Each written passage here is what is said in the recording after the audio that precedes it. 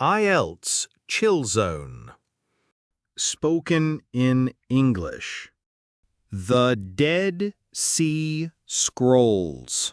In late 1946 or early 1947, 3 Bedouin teenagers were tending their goats and sheep near the ancient settlement of Qumran, located on the northwest shore of the Dead Sea, in what is now known as the West Bank.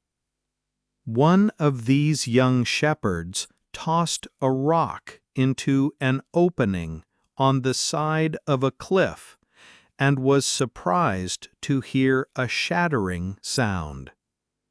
He and his companions later entered the cave and stumbled across a collection of large clay jars, 7 of which contained scrolls with writing on them.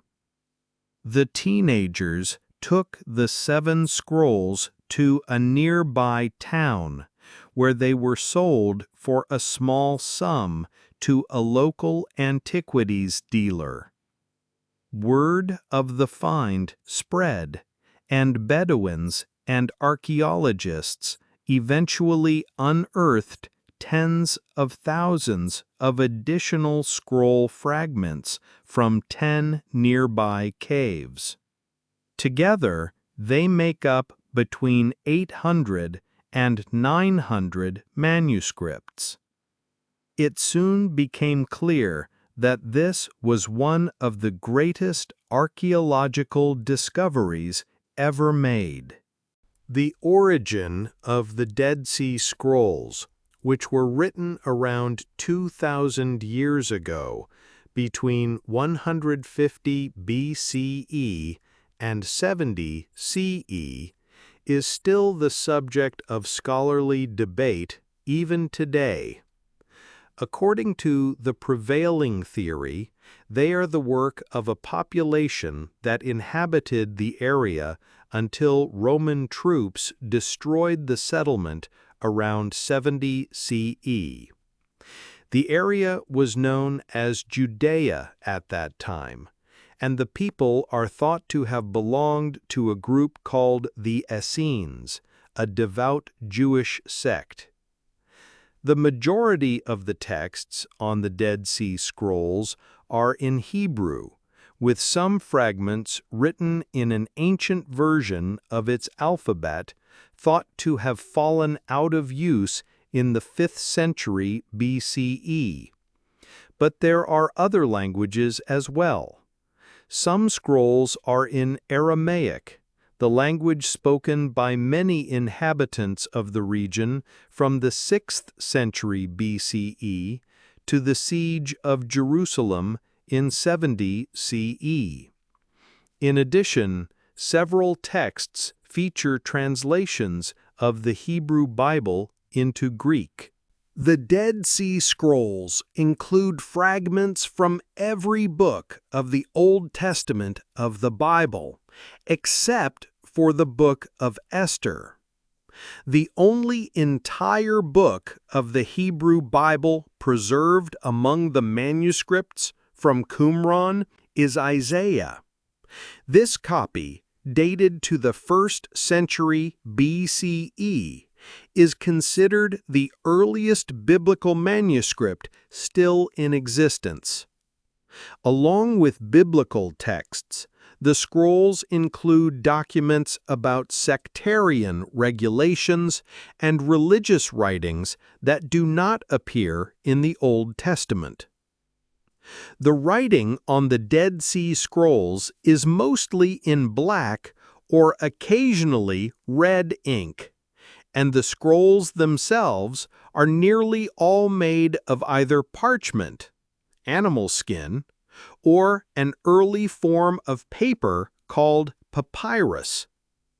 The only exception is the scroll numbered 3Q15, which was created out of a combination of copper and tin. Known as the Copper Scroll, This curious document features letters chiseled onto metal, perhaps, as some have theorized, to better withstand the passage of time. One of the most intriguing manuscripts from Qumran, this is a sort of ancient treasure map that lists dozens of gold and silver caches. Using an unconventional vocabulary and odd spelling, it describes 64 underground hiding places that supposedly contain riches buried for safekeeping. None of these hoards have been recovered, possibly because the Romans pillaged Judea during the 1st century CE. According to various hypotheses, the treasure belonged to local people or was rescued from the Second Temple before its destruction, or never existed to begin with.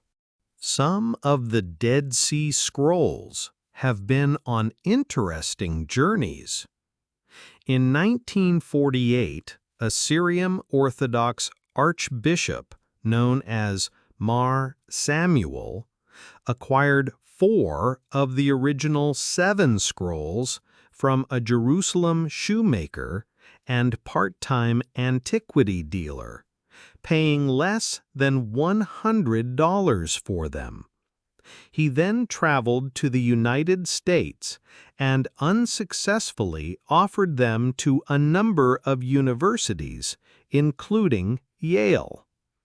Finally, in 1954, he placed an advertisement in the business newspaper, The Wall Street Journal, under the category Miscellaneous Items for Sale, that read, "Biblical manuscripts dating back to at least 200 BC are for sale.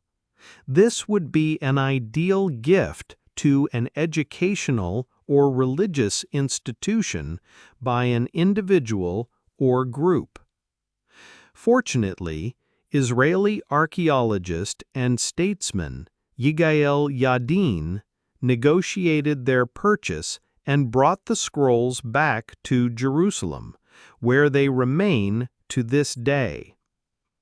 In 2017, researchers from the University of Haifa restored and deciphered one of the last untranslated scrolls. The university's Eshbal Ratzon and Jonathan Ben Dov spent 1 year reassembling the 60 fragments that make up the scroll. Deciphered from a band of coded text on parchment, the find provides insight into the community of people who wrote it and the 364-day calendar they would have used.